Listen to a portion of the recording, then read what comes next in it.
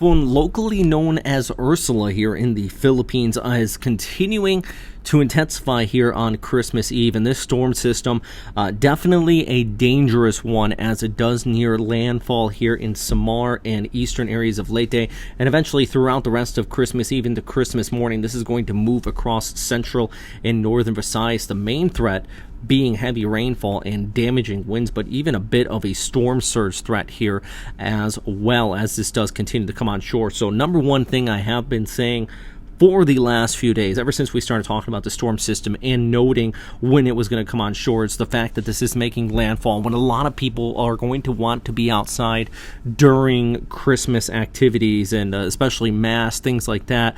Always weigh the risk versus rewards. Is it worth it to go out and put yourself in danger, or should you just wait maybe even to the evening of the 25th to things start to clear up a little bit? And I think that's something people really need to keep in mind.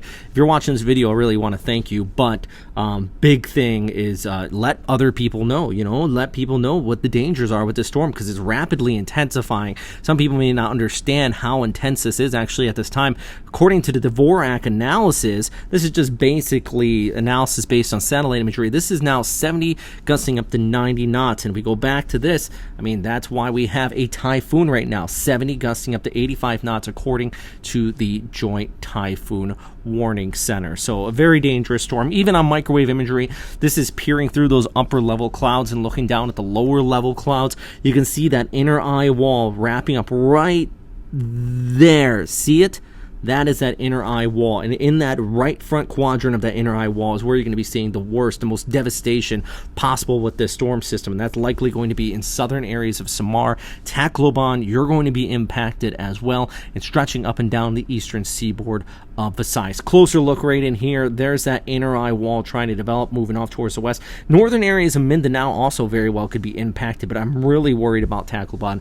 You're going to be seeing possibility of a moderate little storm surge in there, but also these damaging winds. Hopefully everybody is heeding those warnings and heading inside as this comes on shore. The Joint Typhoon Warning Center expects this to continue to intensify to sustained of 75 knots, gusting upwards of 80 to 90 knots as it does make landfall, eventually moving over northern areas of Cebu, eventually past Iloilo, and then into southern areas of Mindoro, Coron. You're going to be impacted out there, and then off towards the west into the South China Sea, where it should start to weaken. Most of this stays south of Manila.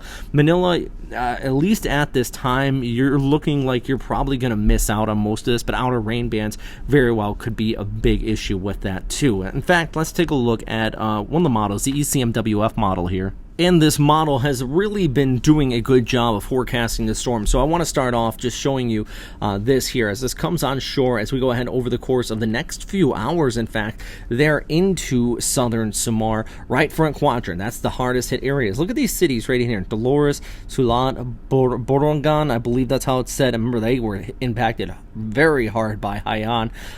These are going to be severely impacted by this. You're in that right front quadrant, so you got a little bit of a storm surge coming through and eventually moving over the island of Samar off towards the west. Now let's look ahead into your Christmas afternoon, and this is starting to push towards the south of Manila. Watch it as it goes ahead here. Still got some of these outer rain bands. That's what's being indicated here in the yellows and reds. Some of that could skew over towards the Metro Manila area.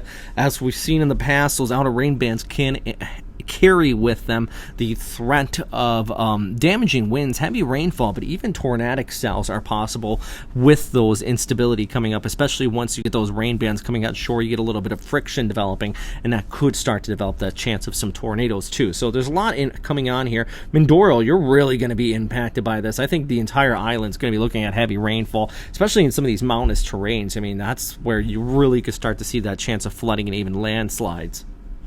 And that is why with the ECMWF model, I mean, you got some of these areas out here upwards about 200 to 300 millimeters across parts in Mindoro. That's definitely enough to cause some pretty severe flooding and landslides, as I mentioned, and really just stretching across this entire area here. You're seeing that big swath of where the heaviest rain from this will take place.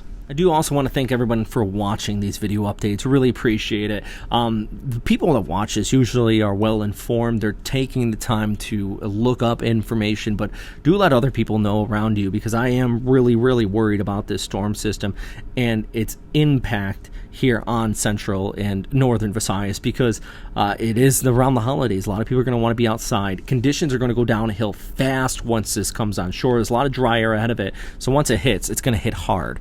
So yeah, as always, you definitely want to stay safe out there. Thanks for watching.